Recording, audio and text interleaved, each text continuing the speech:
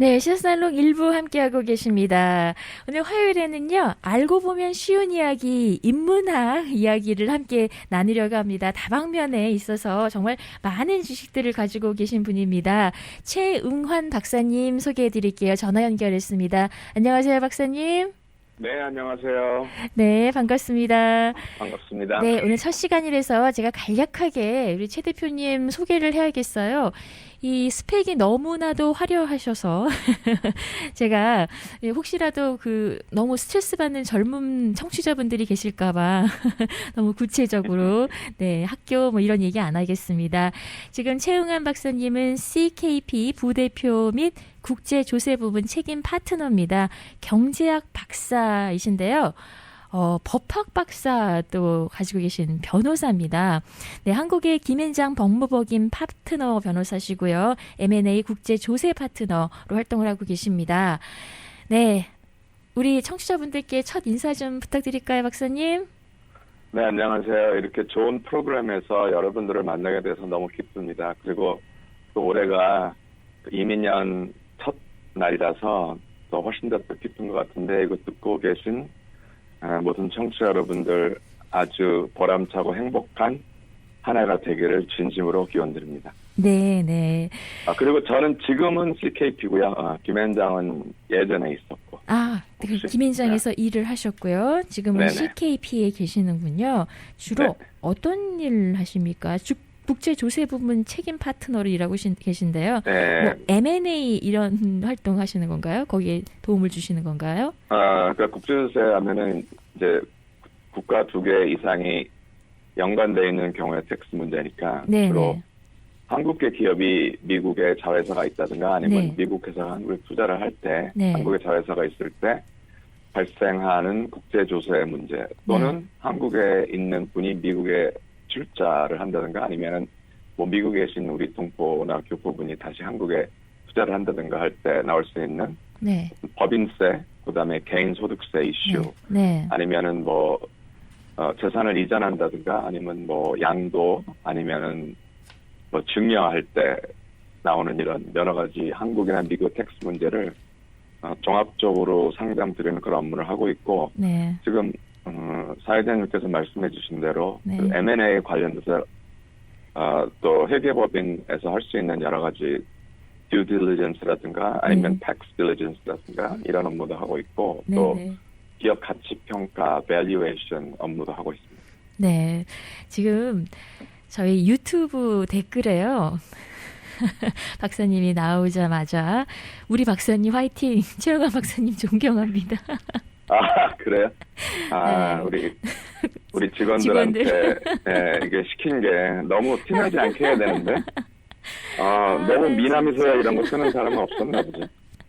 아니 저는 직원들이 솔직하면 아니 여러분들이 이렇게 긍정의 메시지를 먼저 보내주셨어요. 박사님 목소리만 듣고 그래서 저는 네. 네 그냥 저는 이렇게 생각해요. 이렇게 새 방송에 새로 시작하시는 분들에게 뭔가 힘을 실어주고 싶은 선한 마음 이런 청취자들의 그런 마음으로 전 받아들이고 싶습니다. 정말 감사드립니다. 네, 그런데 우리 박사님 앞으로 이제 시사살롱에서 여러 가지 재미있는 인문학 이야기 어디에서도 들어보지 못한 인문학 이야기를 해주실 텐데요. 그래도 먼저 잠깐 그래도 경제학 박사시니까 좀 궁금한 거 먼저 묻고 싶어요. 네. 요즘에 마켓 가면요. 정말 이렇게 비싼가? 파 한 단을 사도 이렇게 가격이 올랐나 싶을 정도로 40년 만에 미국의 정말 가장 높은 인플레이션 7% 소비자 물가지수 7%면 엄청난 거거든요. 이런 인플레이션 때문에 지금 3월부터 연준에서는 금리 인상을 할 것이다라고 발표를 계속 하고 있어요. 시사를 하고 있는 거죠. 근데 네. 제가 한 가지 좀 의문이 생겼어요. 요즘에 인플레이션이요. 어떤 공급망의 이슈 때문에 생긴 거잖아요. 네. 그렇죠. 지금 공장에서 팬데믹 때문에 물건을 못 만들고 실을 지금 배가 없고 뭐 하역을 못 하고 이런 공급망 이슈 때문에 오른 물가인데 이게 금리 인상으로 잡힐까? 이런 의문이 드는데 어떻게 생각하세요? 네, 굉장히 날카롭고 좋은 질문인데요. 네. 제가 오늘 주제를 2개를 할 텐데 네. 2개의 공통적인 주제 이제 misconception이에요. misconception이 네. 저도 한국말로 찾아봤더니 잘 없더라고. 이게 오인이라고 한대요. 그러니까 오해랑은 다르고 네.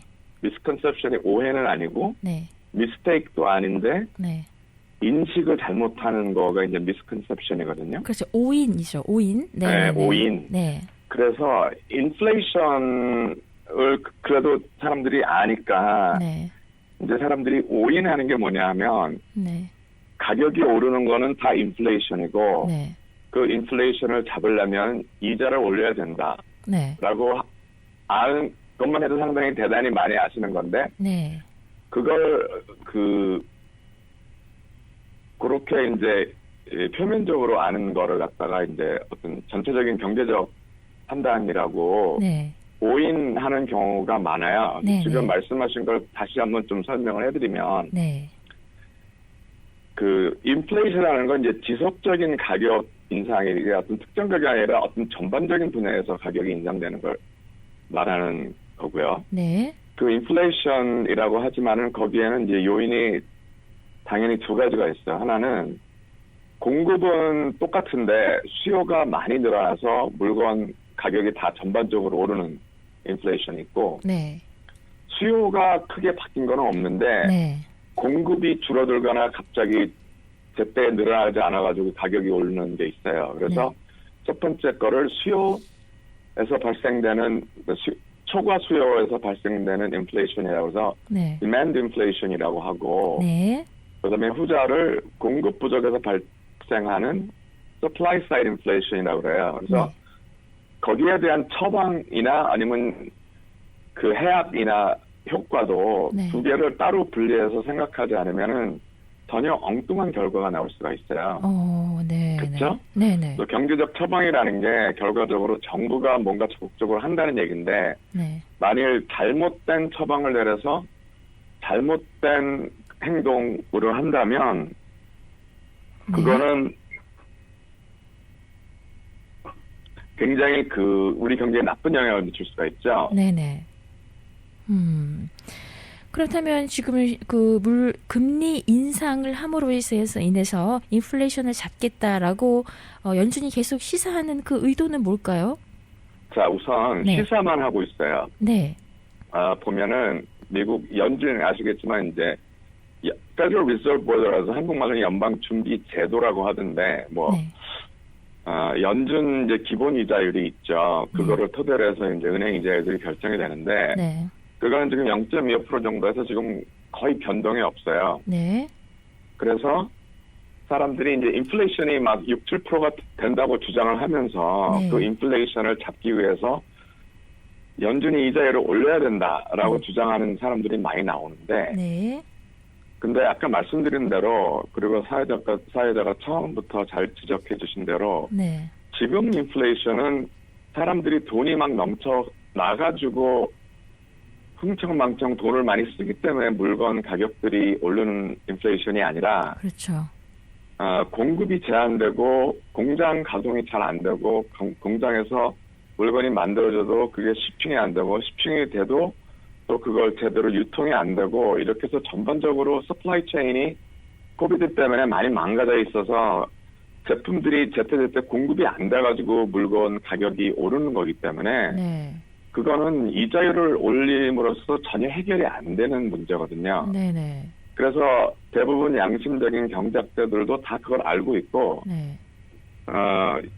연준 그 위원장 파월 위원장도 알고 있어요. 네. 근데 왜 이자율을 올린다는 얘기를 하냐 하면 아까 말씀드린 대로 오인하고 계신 분들 네. 그런 분들이 이거 인플레이션 나쁜 건데 가격이 오르니까 이자율을 올려야 되는 거 아니야? 이런 미스컨셉션에서 자꾸 얘기를 하는데 네. 그런 거 있잖아요. 많은 사람들이 잘못된 얘기를 하면은 설명하다가 지쳐요. 아무리 설명해도 아니 근데 인플레이션 이제 그러니까 네. 그렇다고 올릴 수도 없잖아요. 네. 그러니까 연준에서는 어떻게 해야 되냐면은 올릴 거야. 네. 올릴 거야. 자꾸 이렇게 얘기를 하는 거예요. 올해 안에 올릴 거야. 3월 달에 올릴 거야. 근데 절대로 보면요. 이 보도되는 걸 보면 파월 위원장이 확실하게 올리겠다고 얘기한 적이 없어요. 그렇죠. 올릴 수 있다라고 맨날 얘기해요. 네. 올해 안에 뭐 3번 올라갈 수도 있다. 네. 과거에 4번 올린 적도 있다. 이런 식으로 얘기만 하고 조금 올릴 수도 있어요. 네, 근데 네. 그거는 제가 볼 때는 어떤 경제적인 이론 때문에 올리는 게 아니라 하도 네. 사람들이 인플레이션 때문에 이자를 올려야 된다고 하도 소리를 지르니까 네. 그런 어떤 정치적인 압력 때문에 하는 것도 있는 것 같아요. 왜냐하면은 어떻게 보면은 사실은 그 여러분도 알겠지만은 코비드 때문에 수요가 많이 줄어들었잖아요. 네. 그래서 가격이 많이 떨어졌어요. 가스값도 당연히 떨어졌고, 뭐 호텔, 뭐 비행기, 뭐 항공료, 뭐 여러 가지 그 코비드 때문에 사람들이 이동을 하거나 아니면은 외식을 하지 않거나 이렇게 해서 가격이 떨어진 게 많은 것들이 제자리를 찾아서 올라가고 있는 것들도 많이 있어요. 그런데 그냥 그거를 가스값은 보면 올랐고 가스값은 올랐는데 다른 네. 소비가 줄어들었기 때문에 다른 그 산업 비즈니스 서비스 이런 것들이 다 침체돼서 그 가격이 떨어졌다는 말씀이시잖아요. 그렇죠? 네, 가격이 올랐죠. 고기가 지금, 올랐죠. 네네네네. 네. 그래서 그런 경우에는 네. 그 예를 들어서 지금 쌀값이 막 올랐어요. 네. 쌀값이 한파가 갑자기 와가지고 네. 예상하지 않았던 네. 한파가 와서 쌀 농사가 망했어. 네. 그래서 쌀값도 오르고 뭐 쌀이 들어가는 모든 거 식품의 가격이 다 올라갔어요. 네. 이럴 때 이 문제를 해결하려면 농가들을 도와가지고 쌀 생산이 더 늘어나게 하고 그다음에 뭐 수입을 한다든가 아니면은 쌀 공급이 더 원활하게 될 수 있는데 정부나 민간에서 투자를 해야 되잖아요. 네네. 쌀값이 너무 올라갔으니까 그걸 떨어뜨리기 위해서. 네. 그러려면은 투자가 필요한데 여기다 갑자기 정부에서 쌀값이 올라갔으니까 우리는 이자율을 올리겠다. 네.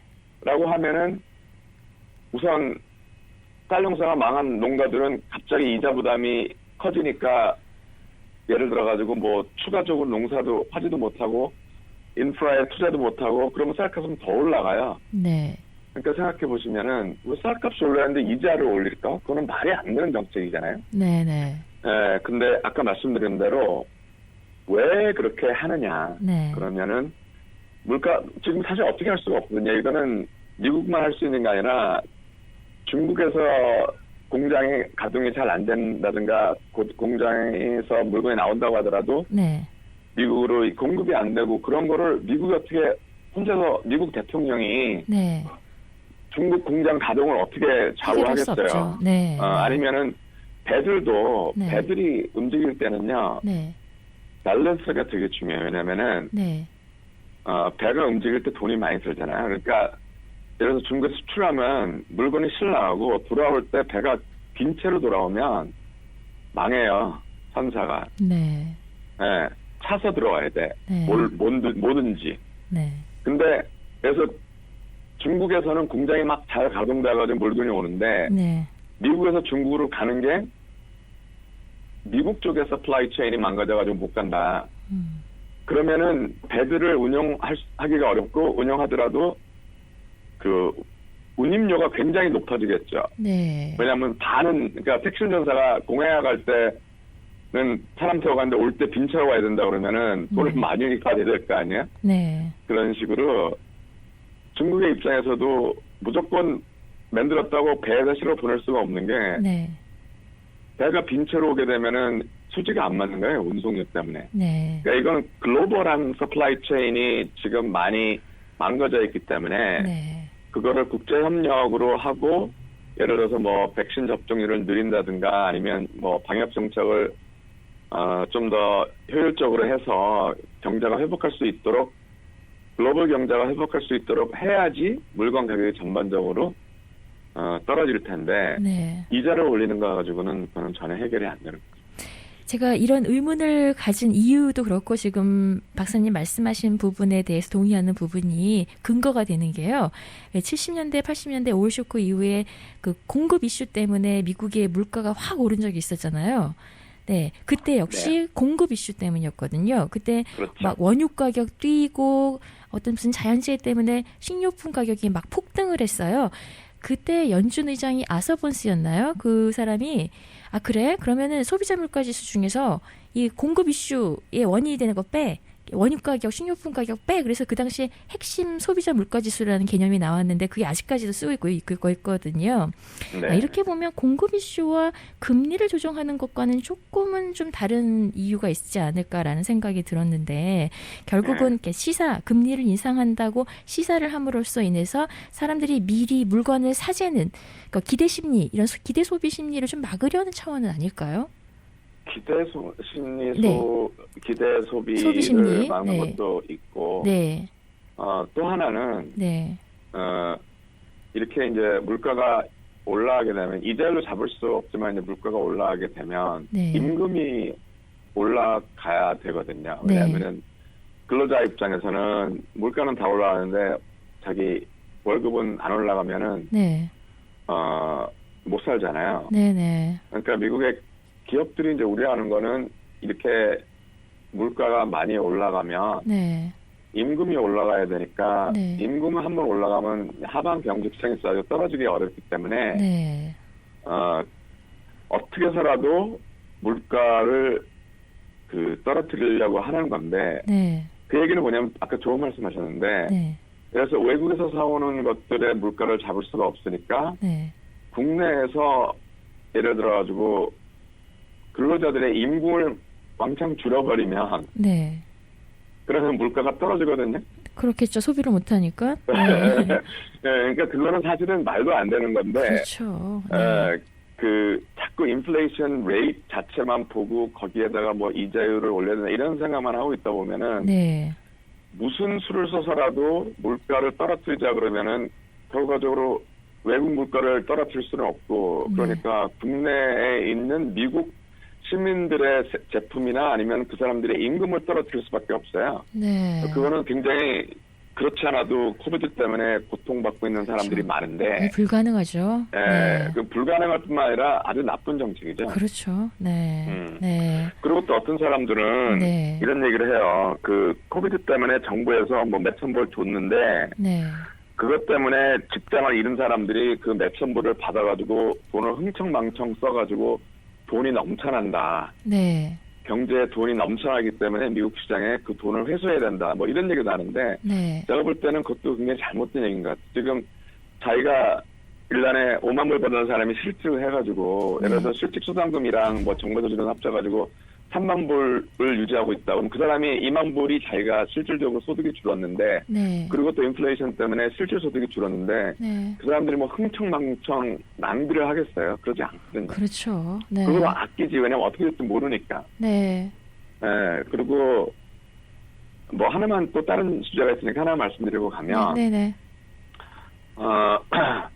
이 이자율이 올라가서 그 피해를 보는 거는 뭐 기업들이 피해 볼 수도 있지만은 또 개인들도 그 뭐 개인 대출이 있는 사람들 네. 이런 사람들을 또 계속 피해를 보기 때문에 네. 이런 부분들은 정부에서 제가 볼 때는 어떻게 보면 현명하게 하고 있는 것 같아요. 뭐 올린다는 신용만 하고 올리지는 않고 있고 올려봤자 뭐 네. 크게 올리지는 않을 겁니다. 그건 경제가 논리에 네. 위반이 되니까. 근데 네, 그렇죠. 오늘 방송을 들으신 여러분들도 네. 네. 누가 뭐 인플레이션 돼서 뭐 연준이 이자를 올린다 그러면은 네. 올릴 수는 있어요. 정치적 압력 때문에. 근데 네. 그게 절대 그 좋은 대책은 아니다. 네. 뭐 경제 예측이라는 거는 다 뭐 거의 맞출 가능성이 희박하니까요. 뭐 어떻게 될지는 우리 아무도 모릅니다. 뭐 그 사실 뭐 물가가 올랐을 때 금리를 인상하는 건 당연한 정석이고 또 그걸 역행하는 사람도 있잖아요. 저기 터키 에르도안 같은 사람이 역행했다가 지금 터키 경제가 완전히 망가져 버린 이런 것도 보면서 뭐 금리 올릴 가능성 충분히 있죠. 그런데 우리가 그러면 이런 상황에서 우리 소비자들, 우리 일반인들이 여기 안전하게 지켜야 될 수 있는 어떤 묘안이 있을까요?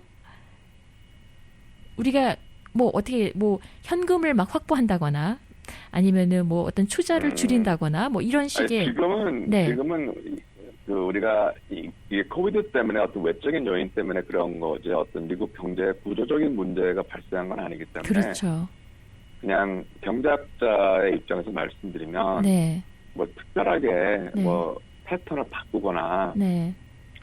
그런 것보다는 그냥 자기 있는 자리에서 네. 일 열심히 하고 네. 사재기 하지 말고 그다음에 네. 백신 접종 같은 거 열심히 네. 받아서 네. 그 어떤 이제 이 메디컬 스트럭처에 줄 수 있는 네. 그런 어떤 부담을 좀 줄여서 네. 경제가 망가지는 것보다 미국의 의료 체계가 붕괴되는 게 사실 굉장히 무서운 거거든요. 네. 네. 네. 네, 박사님 말씀 일리가 있습니다. 네, 지금 뭐 우리가 경제 구조가 문제 있거나 뭐 금융 쪽이나 이런 어떤 경영의 문제가 아니기 때문에 결국은 팬데믹의 문제이기 때문에 팬데믹을 잘 극복하면 자연스럽게 경기도 회복할 것이다. 그러면 우리가 방역 수칙 잘 지키고 네, 빨리 팬데믹이 종식될 수 있도록 노력하는 게 가장 우선 과제다라는 말씀이었습니다. 자, 그럼 오늘의 인문학 이야기 시간이 너무 부족한데요. 네, 오늘 얘기 좀 간단하게 할까요? 네, 네. 얼마 정도 시간이 있죠? 지금 한 7분 정도? 네, 네. 이것도 역시 미스컨셉션이 이신데요. 제가 얼마 전에 그 남미 정복사 이런 거를 이제 듣다가 네. 그걸 거기서도 이제 그 교수가 얘기를 하는데 느낀 게 뭐냐면 중남미는 여러분이 알다시피 이제 원래 인디안들이 그 원주민들이 살았잖아요. 그다음에 이제 스페인 백인들이 와서 점령을 했고 네. 그다음에 특히 브라질이나 이런 데는 노동력이 부족했기 때문에 흑인들을 노예로 많이 데려왔어요. 네. 그러다 보니까 멕시코에는 인구의 대부분이 제일 많은 부분이 사실은 백인과 인디안의 혼혈이에요. 네. 메스티조라고 메스티조. 하는. 네. 그다음에 브라질에서도 제일 큰 집단이 백인과 흑인의 혼혈이에요. 네. 그 집단이 제일 커요. 네. 그러니까 중남미에서는 사람을 얘기할 때 뭐 백인, 흑인, 인디안 이렇게 딱 나눠서 얘기하기도 하지만은 순수한 백인, 순수한 인디안, 순수한 흑인들보다는 믹스드, 혼혈들이 더 많아요. 그 사람들이 주류예요. 네. 뭐 당연히 그럴 수밖에 없겠죠. 오래 되게 되면. 네. 물에다 잉크를 떨어뜨려 보면 잉크를 조금만 떨어도 조금만 있으면 파래지잖아. 그렇죠. 조금밖에 안 떨어뜨렸는데. 그렇죠? 네. 이게 잉크가 하얀 부분, 잉크가 들어간 물이 하얀 부분, 파란 부분으로 나눠서 있을 수가 없어요. 네. 예. 근데 미국은 인구 통계를 낼 때, 센서스를 할 때 보면은 캐터고리가 5개밖에 없어요. 네. 뭐냐 하면은 백인, 흑인, 그 다음에 원주민, 네. 아시안, 그 다음에 그 하와이안, 패시픽 아일랜드. 네. 뭐가 없냐면은 혼혈이 없어, 미국은. 그렇네요. 지금 생각해보니까. 네. 네. 네. 근데 남미 같은, 중남미 같은 혼혈이 당연히 더 많아지잖아요. 근데 미국은 네. 혼혈을 부정하는 그런 어떤 알게 모르게 네. 그런 그 프레임으로 가요. 네. 그러니까 우리가 아는 뭐 유명한 헬리 베리 같은 배우 되게 유명한데 우리는 그냥 흑인 배우라고 생각하잖아. 우리 좀 네. 미스 아메리카. 아메리카 근데, 출신의. 네. 헬리 베리도 혼혈이에요. 반반이에요. 그런 사람 되게 많아요. 근데 네. 미국에서는 혼혈을 인정하려고 하지 않아요. 미국이 정치적으로 사회적으로 왜 그럴까요? 계속 구분하려고 그래요. 네. 그래서 그 이유는 네. 뭐 음모론적으로 말하면 네. 어떤 백인이 섞이다 보면은 순수 백인이 점점 줄어드니까 네. 어떤 백인 위주로 가려는 이런 어떤 정치적인 그런 그 흐름이 네네. 망가질 수도 있기 때문에 네. 끝까지 어떻게든 간에 인종 간의 구별을 유지해 보려고 하는 그런 무시무시한 음모론적인 의도가 있지 않을까. 왜냐하면 네. 우리 자식 세대에서도 네. 저는 뭐 완전히 한국 사람이지만 네. 우리 애가 예를 들어가지고 뭐 백인 여자랑 결혼할 수도 있잖아. 그럼 그 그렇죠. 애는 뭐가 그 인구 그 센서스 할 때 뭐라고 적어요? 적을 수도 없어. 그렇네요. 백인과 에이지언의 혼혈인데요. 근데 흑인과 백인 혼혈은 얼마나 많겠어 남부에. 네. 그 사람들 적을 데가 없어. 네. 그러니까 둘 중 하나 골라야 돼. 네. 그래서 제가 볼 때는 이런 게 좀 음모론적으로 좀 굉장히 아주 나쁘게 생각을 하면 네. 어떤 그 백인의 우월적 지위를 어떻게든 지켜보려는 그런 의도가 아닌가라는 음모론적인 생각을 할 수도 있고. 네네. 근데 재밌는 예로 그런 거 있잖아요. 요새 미국에서 이제 트랜스젠더라고 해서 네. 그러니까 여자 남자만 있는 게 아니라 네. 나는 뭐 태어나기는 남자로 태어났지만은 나는 내 자신을 여성으로 생각한다라든가 아니면 아예 성 전환 수술을 했다든가 네. 뭐 이런 걸 다 굉장히 세분하게 구분을 하려고 그래요. 네네. 그러니까 성별은 굉장히 그렇게 세분되게 구별을 하려고 하는데 네. 인종은 백인과 흑인 섞였어? 몰라. 우리 그런 거 몰라. 그다음부터 백인 아니면 흑인이야.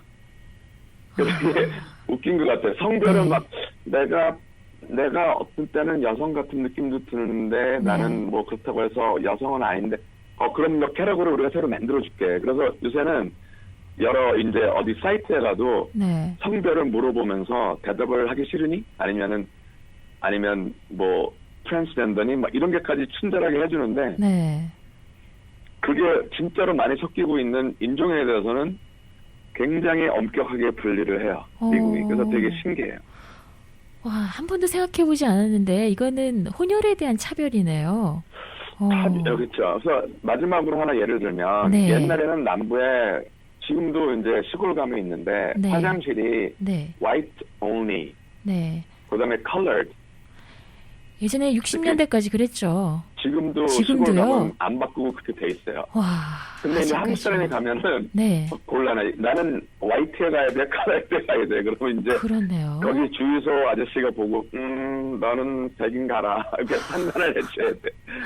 그러니까 이 레이스 센서스에 보면은 이걸 네. 왜 그렇게 레이스를 따로 하냐 그러면은 네. 뭐라고 답에 나와 있냐면은 네. 그 차별받는 인종에 대해서 정부가 신경을 더 써주기 위해서 한다라고 말은 돼 있어요. 네. 근데 그 얘기는 뭐랑 비슷하냐면은 네.